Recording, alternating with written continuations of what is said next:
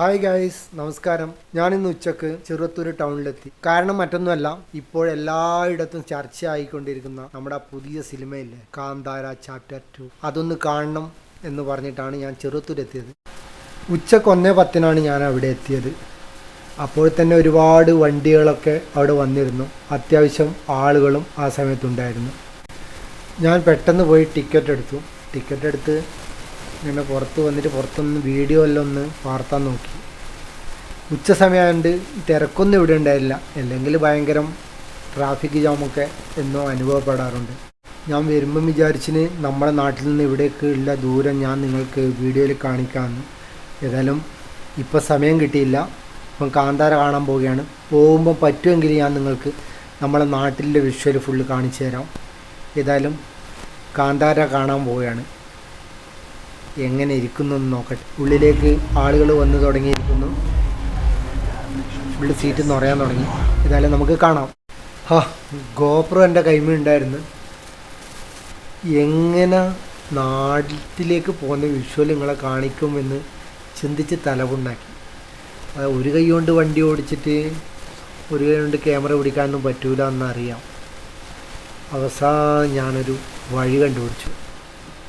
എൻ്റെ ടീഷർട്ടിന് ഒരു നല്ലൊരു വള്ളി ഉണ്ടായിരുന്നു കഴുത്ത് കെട്ടുന്നത്. ആ വള്ളിയിൽ കെട്ടി മാല പോലെയാക്കിയിട്ട് ഗോപ്രോ എൻ്റെ നെഞ്ചിൽ വെച്ചിട്ടാണ് വിഷ്വൽ എടുക്കുന്നത്. ഏതായാലും പടം എങ്ങനെ എന്ന് ഞാൻ പറഞ്ഞുതരാം. പടം ഒരു രക്ഷയും ഉണ്ടായിരുന്നില്ല. എന്താ പറയുക, ഋഷഭ് ഷെട്ടി അയാളൊരു മനുഷ്യനല്ല, അമാനുഷികനായി മാറി. കാരണം ഇന്ത്യൻ സിനിമയുടെ ചക്രവർത്തിയായ നമ്മുടെ രാജമൗലിക്ക് വരെ ചെയ്യാൻ പറ്റില്ല എന്ന് പറയുന്നില്ല. രാജമൗലിനൊക്കെ ഒരു എതിരാളി ഉണ്ടെങ്കിൽ അത് ഋഷഭ് ഷെട്ടി തന്നെയാണെന്ന് നമുക്ക് പറയാം. കാരണം എന്ത്, കഥ, തിരക്കഥ, സംഭാഷണം, അഭിനയം എല്ലാം അയാൾ തന്നെയല്ലേ. പിന്നെ അയാളെക്കുറിച്ചിട്ട് എന്താ പറയുന്നത്, ഇതിലാദ്യം തുടക്കം മുതലും അവസാനം വരെ എന്തെന്നാണ് മോനെ പറയേണ്ടത്. ഒരു സീൻ കഴിഞ്ഞ് അടുത്ത സീൻ എന്ന് നമുക്ക് ഒരിക്കലും ഊഹിക്കാൻ പറ്റൂല. കാരണം അടുത്ത സീൻ ഇതായിരിക്കും. ചില സിനിമയൊക്കെ നമ്മൾ കാണുമ്പോൾ വിചാരിക്കും അടുത്ത സീൻ ഇതായിരിക്കും വരാൻ പോകുന്നത്. പക്ഷെ ഇതങ്ങനെയല്ല. ഒരുമാതിരി എഡിറ്റിങ്ങിന് ഒന്ന് എടുത്ത് പറയേണ്ട ഒരു ഹൈലൈറ്റാണ്. പിന്നെ അതിൻ്റെ മറ്റേ ക്യാമറമാൻ അയാളും അടിപൊളിയായിരിക്കുന്നു, ഒന്നും പറയാനില്ല. പിന്നെന്ന് പറഞ്ഞാൽ വിഷ്വൽ എഫക്റ്റ്, പിന്നെ ഒന്നും കുറവൊന്നും പറയാനില്ല. എന്തെന്നാ കുറവ് തന്നെ. പിന്നെ നിങ്ങൾ എല്ലാവരും കരുതുമ്പോൾ ഋഷഭ് ഷെട്ടി കഥ എഴുതി സംവിധാനം ചെയ്ത് അയാൾ തന്നെ എന്തിനാണ് അഭിനയിക്കുന്നത്?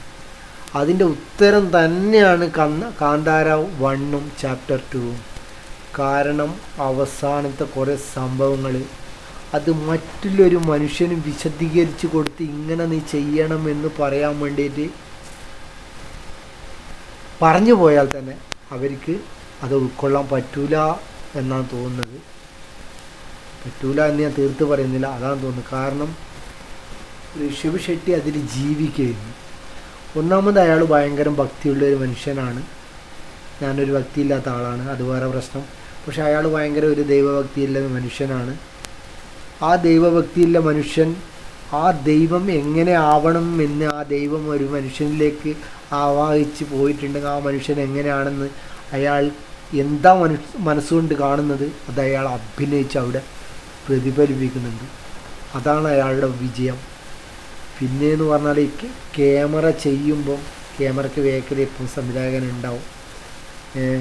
പക്ഷേ ഇയാൾ അഭിനയിക്കുമ്പം ക്യാമറയ്ക്ക് വേക്കൽ നിൽക്കാൻ പറ്റില്ല.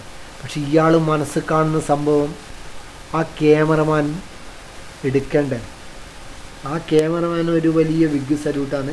കാരണം ഈ വർഷത്തെ ഈ പടം എല്ലാം തൂത്തുവാരി എന്ന് പറഞ്ഞു. വെറും നമ്മളെ മലയാളത്തിൽ കുറച്ച് കിട്ടുമായിരിക്കും. പക്ഷേ കർണാടകം എന്ന ഒരു ചെറിയ ഒരു സ്ഥലത്ത് നിന്ന് ഇപ്പോൾ 2-3 ബിഗ് ബജറ്റ്, അതായത് പാൻ ഇന്ത്യ പടം ഇറങ്ങി. ഒന്ന് KGF, ചാപ്റ്റർ 1, ചാപ്റ്റർ 2, പിന്നെ കാന്താര 1, ഇപ്പം ചാപ്റ്റർ 2 ഇറങ്ങി. കാരണം ഇത് എങ്ങനെയായാലും പിന്നെ തെലുങ്ക് പോലെയാണെങ്കിൽ 1000 കോടിയെല്ലാം പറയുന്നത്, നമുക്ക് 1000 കോടിയൊന്നും പ്രതീക്ഷിച്ചില്ലെങ്കിലും വിചാരിച്ചോ, കണ്ടവരെല്ലാവരും 90% പേരും നല്ല കാര്യങ്ങളാണ് പറയുന്നത്, അടിപൊളി പടാമെന്നാണ് പറയുന്നത്. അതുകൊണ്ട് ഒരു 500 കോടി ഉറുപ്പ്യ ഇത് എങ്ങനെയായിട്ടും അടിച്ചെടുക്കും, അത് ഉറപ്പാണ്. പിന്നെ പടത്തിൻ്റെ ഓരോ വിഷ്വലും ഒരു പറഞ്ഞറിയിക്കാൻ പറ്റാത്ത ഒരു നല്ല അനുഭൂതി തന്നെ നമുക്ക് തരുന്നുണ്ട്. പിന്നെ അഭിനയിക്കുന്ന എല്ലാവരും അടിപൊളിയാണ്, കാസ്റ്റിംഗ് എല്ലാം സൂപ്പറായിട്ടുണ്ട്. പിന്നെ നമുക്ക് അഭിമാനിക്കാൻ പറ്റുന്നത് നമ്മളെ ജയറാമേട്ടൻ ഒരു പ്രധാനമായ ഒരു വില്ലൻ വേഷത്തിൽ എത്തിക്കുന്നു. കാരണം അവസാനം വരെ ജയറാമേട്ടൻ ഒരു നല്ല ഒരു പോസിറ്റീവ് കഥാപാത്രമാണെന്ന് നമുക്ക് തോന്നുമെങ്കിലും അവസാനം ജയറാമേട്ടൻ സൂപ്പർ വില്ലനായിട്ട് മാറുന്നുണ്ട്. പിന്നെ വേറൊരു കാര്യം എന്ന് പറഞ്ഞാൽ ഇതിലത്തെ നായികയും നായകനും അവർ വലിയ റൊമാൻസ് ഒന്നും കാണിക്കുന്നില്ല. ഒരു സ്ഥലത്ത് മാത്രമേ ഒരു ബോഡി ടച്ചിലെ ഒരു സംഭവം വരുന്നുള്ളൂ. അത് എടുത്തിട്ട് ഒന്ന് ഒരു കുളത്തിലെടുത്ത് നായകനൊന്ന് ഇടുന്നത് മാത്രമാണ്, കുളത്തിലല്ല സ്വിമ്മിംഗ് പൂളിൽ. അപ്പം ആ ഒരു സംഭവമേ ഉള്ളൂ, വേറൊന്നുമില്ല. പിന്നെന്ന് പറഞ്ഞാൽ നമുക്ക് അവസാനം വരെ നല്ല കട്ടക്ക് ഇങ്ങനെ പോസിറ്റീവ് എനർജി തരുന്ന നമ്മളെ ജയറാമേട്ടൻ അവസാനത്തിൽ മനസ്സിലാവുന്ന വലിയൊരു വില്ലനാണെന്ന്. അപ്പം നമുക്ക് ആദ്യം അയാളുടെ മകനെല്ലാം മരിക്കുന്നുണ്ട്, അപ്പോഴൊന്നും വിചാരിക്കും ഇയാൾ ഹീറോ തന്നെ നായകനോട് കടപിടിക്കുന്നുണ്ട്. പക്ഷെ അങ്ങനെയൊന്നുമല്ല, ഭയങ്കര വില്ലനാണ് ആൾ. ഇത് ഞാൻ സിനിമയുടെ കഥ അതിൻ്റെ രഹസ്യം പറയുന്നതല്ല, പക്ഷേ രഹസ്യം പറയേണ്ട ആവശ്യമൊന്നുമില്ല. കാരണം രഹസ്യം നിങ്ങളുടെ മനസ്സിൽ നിൽക്കില്ല. ഈ കഥ ഞാൻ പോകുമ്പോൾ തന്നെ വേറെ ഒരു ആൾ പറഞ്ഞിരുന്നു. പക്ഷെ അതൊന്നും ടാക്സിൽ നമുക്ക് കയറുമ്പം ഇതിൻ്റെ ആദ്യം കാന്താര എന്ന ആദ്യത്തെ ഷോട്ട് മുതൽ ഒന്നും നമ്മളെ മനസ്സിൽ വേറൊരു പടം നിൽക്കില്ല, വേറൊരു കഥ നിൽക്കില്ല, ഒന്നും കിട്ടില്ല.